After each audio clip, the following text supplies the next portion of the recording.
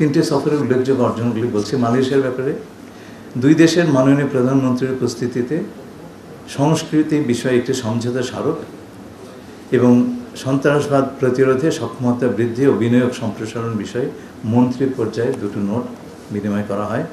দীর্ঘদিন ধরে স্থগিত থাকা পররাষ্ট্র মন্ত্রণালয়ের দ্বিপাক্ষিক বৈঠক বা বাইল্যাটারাল কনসালটেশন মিটিং দ্রুত পুনরায় শুরু করার বিষয়ে উভয় পক্ষ ঐক্যমতে আসে।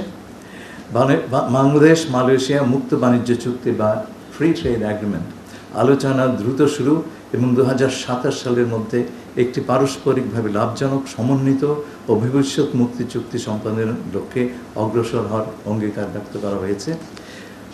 Malaysia Bangladesh joint business council প্রতিষ্ঠার অগ্রগতিকে স্বাগত জানানো এবং দুই দেশের ব্যবসায়ী সমাজের মধ্যে নিয়মিত সংলাপ, পারস্পরিক ব্যবসায়িক যোগাযোগ ও বিনিয়োগ সহযোগিতা জোরদারের বিষয়ে আমরা আলোচনা করেছি।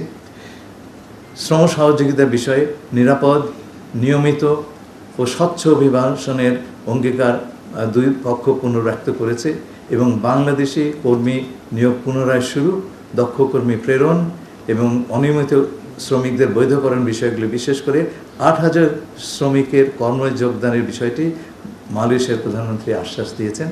এই বিষয়ে আমাদের ডিরেক্টর জেনারেল বিস্তৃত বলবেন। এছাড়া মালয়েশিয়া অবস্থিত এবং নিয়োগ প্রাপ্ত কর্মীদের কল্যাণ এবং নিরাপত্তা নিশ্চিতকরণ ও নিয়োগ ব্যয় হ্রাসের বিষয়ে উভয় পক্ষের ঐক্যমত হয়েছে।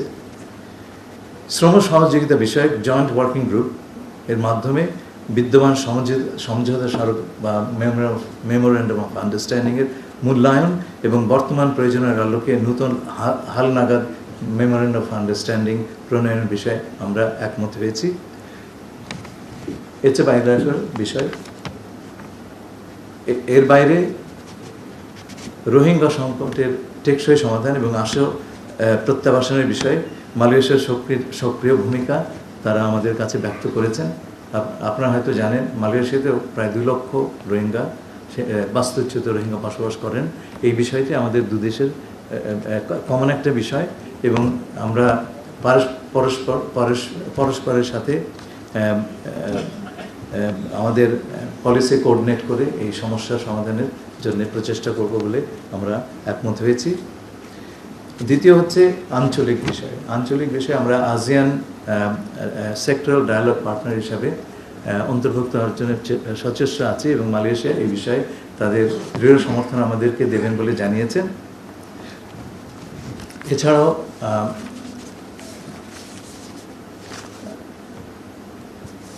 অন্যান্য আঞ্চলিক প্রক্রিয়াগুলোতে দুই দেশ একসঙ্গে কাজ করবে বলে আমরা রাজি হয়েছি। ওয়ার্ল্ড ইকোনমিক ফোরামে,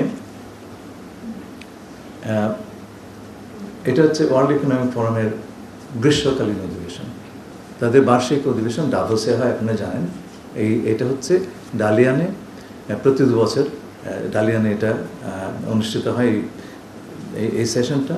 এবং এখানে এবার বিশ্বের উদীয়মান শক্তিগুলোর সরকার প্রধানদেরকে আমন্ত্রণ জানানো হয়েছিল এবং তার পুরোধা হিসাবে আমাদের প্রধানমন্ত্রী এই ফোরামে অংশগ্রহণ করেন।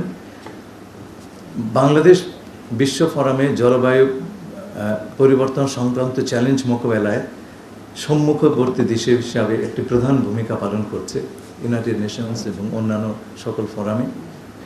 এর স্বীকৃতিস্বরূপ মাননীয় প্রধানমন্ত্রীকে এই বিষয়ে এই ফোরামে দিক নির্দেশনামূলক বক্তব্য প্রদানের আহ্বান জানানো হয়। তিনি একমাত্র সরকার প্রধান যিনি এই বক্তব্যটা রাখেন। এছাড়াও ওয়ার্ল্ড ইকোনমিক ফোরামের সিইও এবং প্রেসিডেন্টের সাথে আমাদের মাননীয় প্রধানমন্ত্রীর দীর্ঘ বৈঠক হয় এবং সেখানে মাননীয় প্রধানমন্ত্রী ওয়ার্ল্ড ইকোনমিক ফোরামের সিইওকে অনুরোধ করেন যে তাদের বার্ষিক নিয়মিত যে অধিবেশন ডাভোসে অনুষ্ঠিত হয় সেখানে এই বিষয়টি প্রমিনেন্টলি ইনক্লুড করতে এবং সিইও আনন্দের সাথে এটি করবেন বলে আমাদেরকে জানিয়েছেন।